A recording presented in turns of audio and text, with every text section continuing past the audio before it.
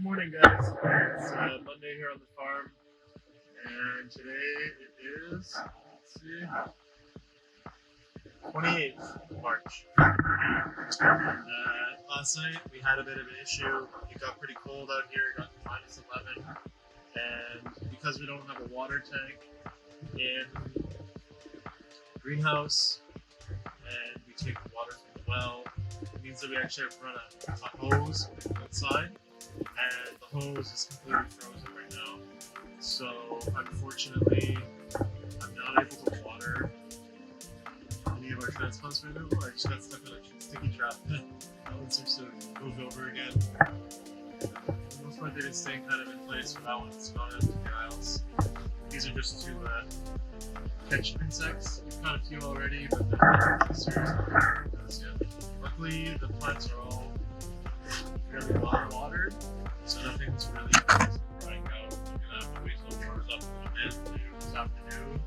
Hopefully the hose will melt down from the sun outside and I'll be able to get watering.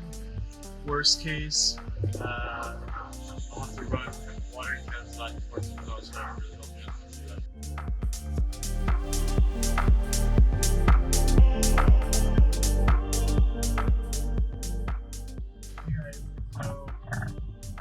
I'm just prepping to see some lettuce right here.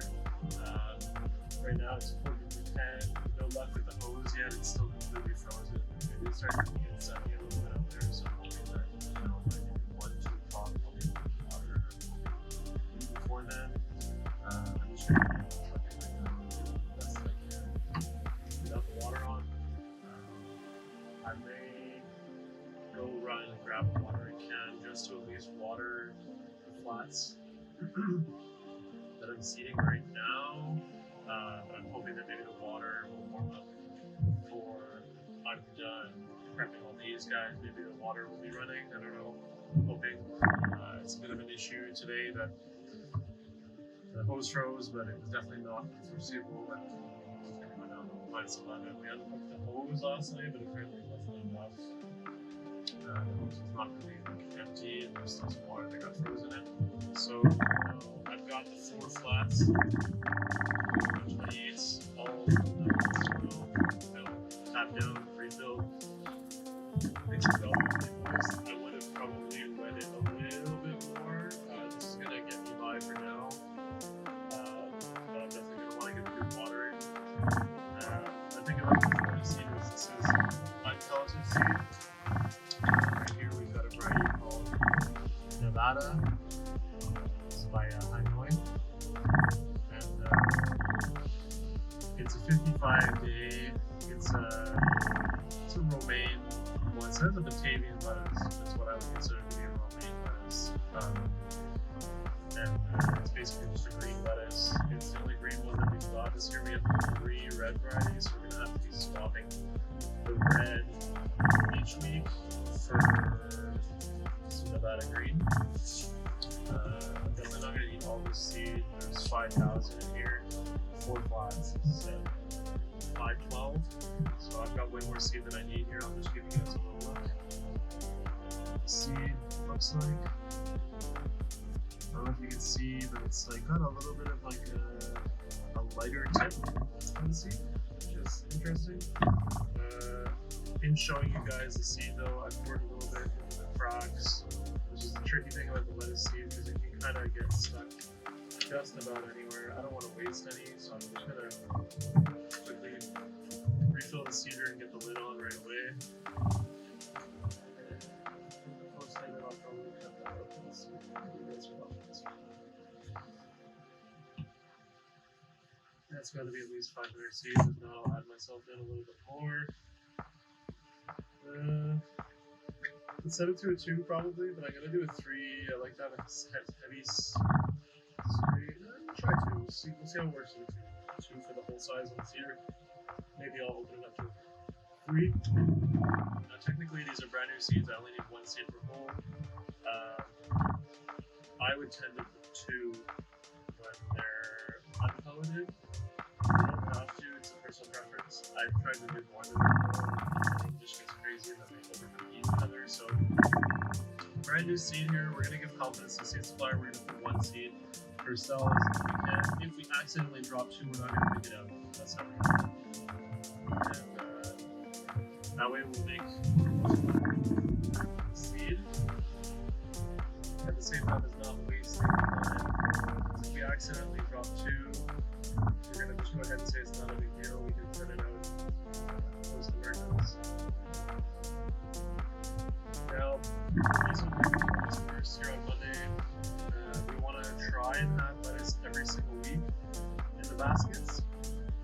So we're going to do at least 16 weeks worth of lettuce, which means for us 16 generations. Because how do you have lettuce that's ready to full size, fresh, good to go every week? You have to seed it every week. Okay, just saw the 2 there. I'm not even going to worry about it. I'm just going to put them in and keep on moving about my life. These seeds are very small, doesn't say on the pack. The depth, not really. I'm doing it about kind of normal, you know, I've got it just like a feel for this and what it should look like and feel like of this sometimes. But I'd say it's probably 1/4 inch, max ½ inch depth. And this is a very small seed, it's probably closer to 1/4 inch. Grown this variety of lettuce before at another farm I worked at, my neighbor's farm down the road in Thurso. I think we grew this as well. I think, yeah, I'm not 100% sure. I know we did do the Jericho down there. Jericho is another kind of like green related lettuce. We don't do it anymore. I prefer the Nevada actually. Batavia, which is interesting because that would mean it's like the same kind as the Cherokee. I feel like it's definitely not got that. But maybe I'm wrong. Maybe oh, I see what they're talking about. Maybe I don't know. So we do have a bunch of seeds that have popped here in the greenhouse, which is one thing I've actually been slacking on in my records, which I got to take the time to do today, is to write down to the best of my memory so far. I've already done 2 days, which they think on themselves, and then we can keep statistics on the farm to get an idea of, you know, if it says on the seed packet 5 to 7 days germination for, let's say, a tomato, but we know that in our conditions, in our greenhouse, the way that we do it with our heat mats and our domes, and the way that we water our plants, that we can get them on 3 or 4 days. That's very good information to have for the records. So I'd like to build a data bank of our days to emergence, and actually would be very interested to do a comparative study to compare what the seed packet saying should take and what you're able to get it out in. And if we're like consistently over the board underneath the amount of days that it's taking, for example, what the seed company is saying it's going to take to germinate, it means that we're doing some things right. There's so many different factors in agriculture to actually pinpoint what exactly we're doing that's popping them out early. In terms of the heat pumps, definitely the domes and the heat mats would make a difference, as opposed to just setting the greenhouse to a certain temperature and waiting for them to pop. So that might give us actually a day or 2 right there. And then the other thing is that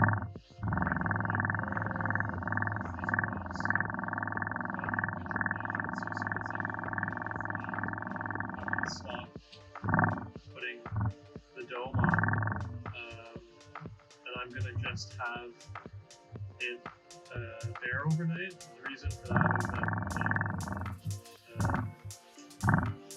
it's really just to get them to germinate. Once the plants are emerged, having the dome is actually not super thing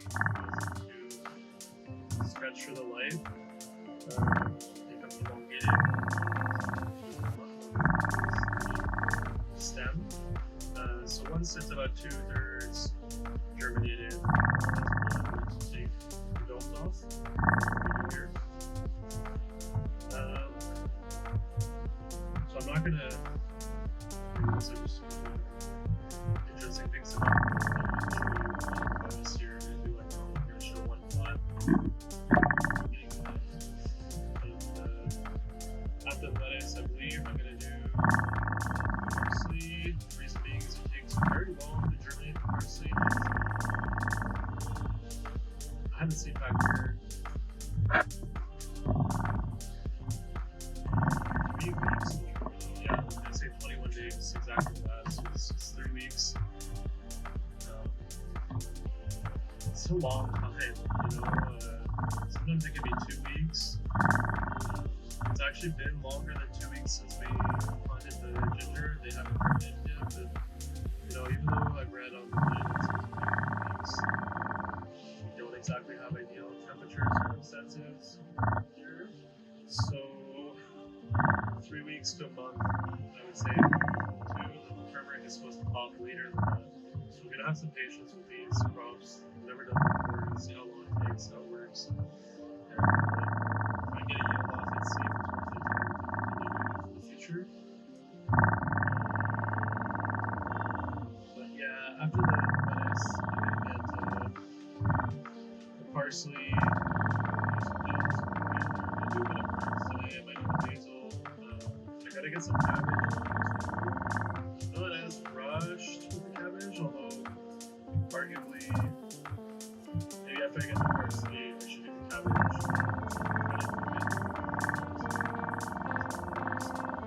Cabbage can obviously be wanted for basil. Dill. I gotta be careful with the dill this year. Last year they bolted on us both times. So really not in the heat of summer, like not in full on July, you know. I know it's possible to grow dill in this climate. I just gotta do a bit more research when it's possible. So I'm gonna make a tag here. So now we're already on our second generation of lettuce. So obviously the numbers, couple tags, so this guy's gonna get it too. That'll be, I think we said the 28th. 28th of March 2023, and Nevada and so it's almost noon here, and water situation starting to get a little bit more serious. As you can see, I seeded these pots here this morning. I got 9 of them. None of them were watered. I just had to run and grab a watering can here from the house because I realized it's going to be a high of -6 today, which means I'm probably not getting any water today. So I'm going to have to make a decision as to whether or not the rest of the crops in the greenhouse are sufficiently watered for the day. I can hold off until tomorrow, or if I'm going to have to go run back and forth to the house and fill up a ton of watering cans to get irrigated. So we're that's just because we don't have a tank in the greenhouse, and I'm hoping that maybe for next year we get that set up because it's a bit intense at the scale to run around the water. I have actually decided that I'm just going to water the essential for right now. Everything that was watered yesterday is wet enough for today. It's going to dry out. I would like to water it, but I'm pretty sure that by tomorrow I should get the hose running again. So I've just watered the 9 new plots, the lettuce and parsley for today. They're nice and wet now. Just didn't want to leave them wet too long, especially the parsley. It doesn't like to dry out. It's kind of okay because the seeds were dry and they hadn't been wet yet. Once they've been irrigated the seeds, then it's important that they don't dry out.